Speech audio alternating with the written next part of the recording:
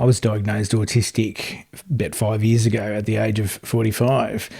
And after that, there was a lot of harsh realisations. One of them was looking back and realising the combination of being autistic, going through childhood trauma, led me to be a people pleaser and to have absolutely no boundaries.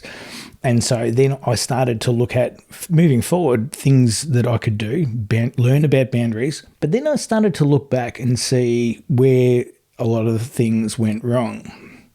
But also there were times where things went right, where I didn't know it, but I was setting a boundary and it was working out well for me, but not necessarily to start with. So here's what the story is. It was the mid-90s in Melbourne, Australia, and I was selling televisions and video recorders, if you have to look up what that is. Consumer electronics, essentially. And especially with televisions, when you sell, because they're transported throughout the world, when they arrive in the box and you open them, they're not set up for your town or city, so they have to be tuned like a radio does, but they set it for each channel, so to speak. That's how it used to work. So every now and again, somebody would buy one, usually an older person, but not always. Someone would buy one to replace their old telly. That's what we call TVs in Australia. And they would get it home and plug it in, and it just didn't work because they didn't know how to tune the stations. So they would ring up the store and complain that was the case. I think they would realise that they needed somebody to do it for them. So they'd ring up and demand that the person who sold it to them, me, would have to immediately go out and set it up for them. A reason being because I bought it from you. That's inverted commas. Quote, that's what they would say every time.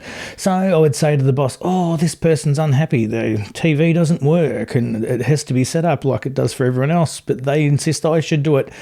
And, I don't know why, but a lot of the managers would just say, okay, off you go, take my company car, go out and set it up for them. Then one day I had a new assistant manager, Wendy, that's her real name. She came along, customer rings up, it's not working, and I'm like, okay, I'll ask, and she says, no, you're not going out.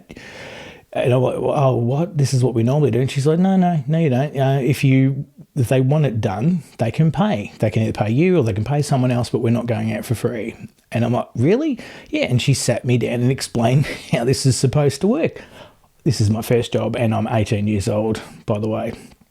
So she explains to me the way that it should work. First of all, the price of the TV doesn't include setup, and the guilt trip that normally works doesn't work on her. So she's saying to me, so next time they ring up, just tell them you'll come around after work and you'll charge them $20 to set it up.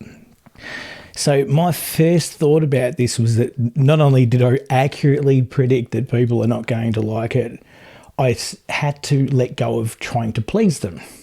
For that reason, I'd have to go, right, this is not people pleasing. They're not going to be happy about this. But I did see the light. I did see that it was necessary to do. I could see that this is the right thing to do and best thing moving forward for everybody involved. So nervously from that day forth, I would start to charge people. They would ring up and they would say the same thing. Oh, you need to set it up. And I'd be like, oh, well, yep, I can come around after work and set it up for you for $20. And of course, they would push back. They would still insist that, I bought it from you, you should set it up for me. And on which I'd say to them, well, you're paying for my time, or I would remind them that the price does not include setup of the TV. And so they would reluctantly agree. Other pushbacks included, it'll only take you a minute. And I would say to them, well, it doesn't matter how long or short a time it takes, the price is for the site visit, just like with a technician. Side note here, that's what started happening. If a technician would come out and do something and they'd walk in the door, fix something in 5 minutes out the door, people would complain. He was only here 5 minutes.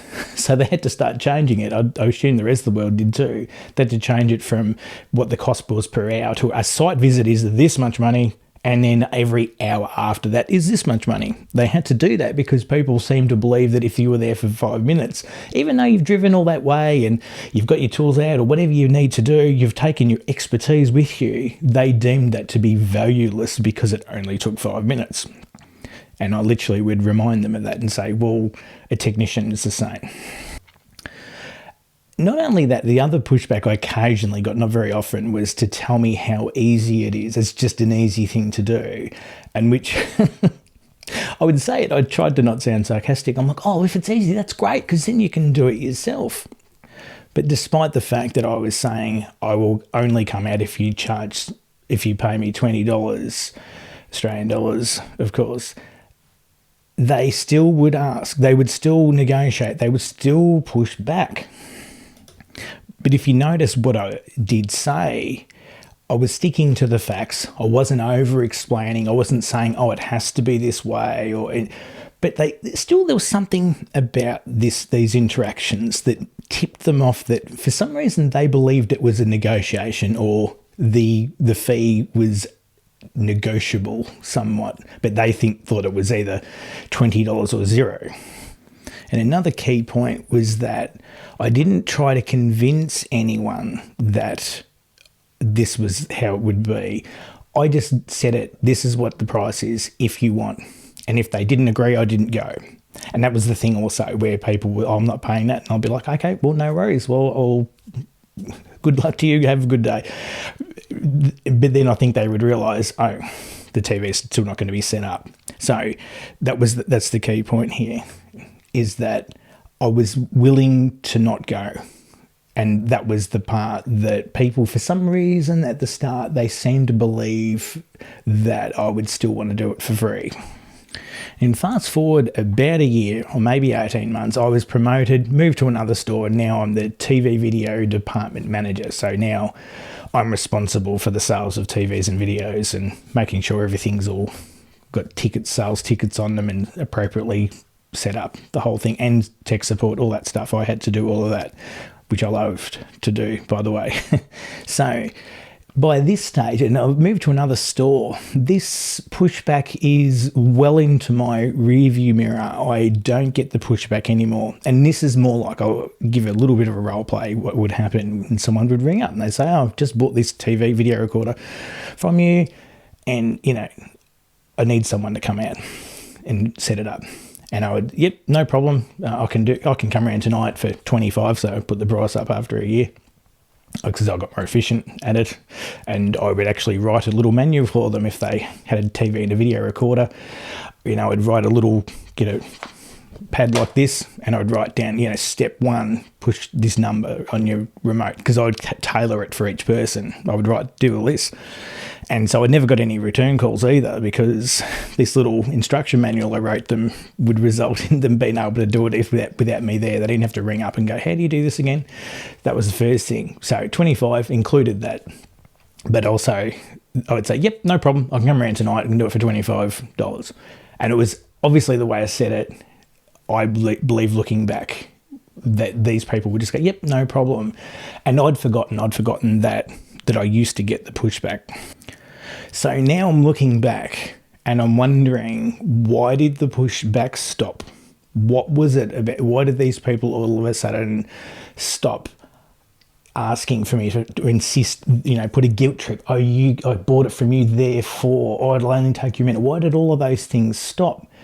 And I'm looking back now, and hopefully you can see, as I've explained this story, that the difference was in my confidence level as over time of me setting this boundary, because that's what I was doing, and standing my ground, I got more confident and knowing that when I said, yep, I can do it, and this is the price, I can do it tonight, whatever it was, that nobody was going to question it anymore, and I became more confident. And as I said, people no longer saw it as something negotiable. They could just tell. And you can see from this particular example that I actually got quite good at setting this boundary. The problem was I didn't know it was a boundary. And as such, that meant that I didn't know how to apply that same thing to other areas of my life. All I saw it was as, oh, in this situation, I do this. And then over time, I got better at doing that. And so really, that's the lesson of what I've talked about today, is that if you decide that you want to stand up for yourself more and you start learning about boundaries and setting boundaries with other people, what you will and won't do, the lesson here is that you are, no matter how good you are at the start, because you're learning how to do it, you are going to get pushback. There's just no way around it. You have to go through the discomfort. And I liken this to any skill that you learn. You think about it, it's always uncomfortable, and we're always clunky and awkward when we're doing something new. Think of any example, like I've got written here: learning a language, learning an instrument, learning a new job, learning to dance, learning a new sport, that you've never done any of these things before. You will be awkward at the start. This is no different. It's another skill, and to start with, people, they kind of smell blood, they kind of smell weakness, and you've either got to choose that discomfort or resentment at people taking advantage of you. So that's it. That's an example of me setting boundaries in the 90s, not knowing I was setting boundaries. But the lesson is to see from this example, you can see the pushback that I got. You can see that I was clunky at the start, and then I got better at it, and then the pushback stopped. I absolutely did not get anyone, no matter where I worked after that, try to insist that I should come out for free. One example, only one person, I don't know why this happened, but this one guy, I set up his TV, but he was 1 block away from where I worked, in Hartwell, actually. And I don't know what, this guy I really lost respect for this guy over this, but he rang me and insisted that the channels had gone away somehow. And I'm like, well, that doesn't happen. They don't just disappear. And then he admitted that he'd tried to do something, and then he messed it up. I'm like, okay. And he's like, can you come out? And there was something about the way he said it, I could tell when he said, can you just come out and fix it for me? I could tell by the way he said it that he was expecting me to fix his stuff up for free. I didn't know how I could tell that, but maybe experience from dealing with other people, where just the language he used, can't you just, I guess, was why I picking it up. Not realising I'm autistic, dealing with neurotypicals.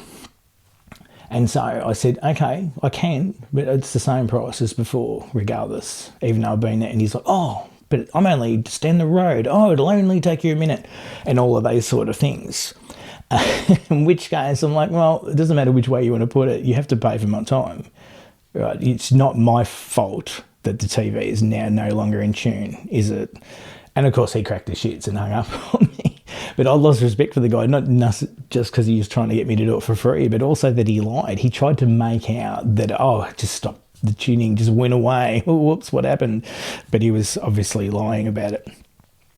So I hope this example helps you somewhat if you're trying to set boundaries and you're finding it really uncomfortable. Guess what? You're on the right track. It means you're doing the thing. You're setting boundaries. That's all it means. And if you don't want the discomfort, don't set boundaries, but you will have to deal with the, oh, now I feel resentful, now I feel crap and taken advantage of. Anyway, take care out there.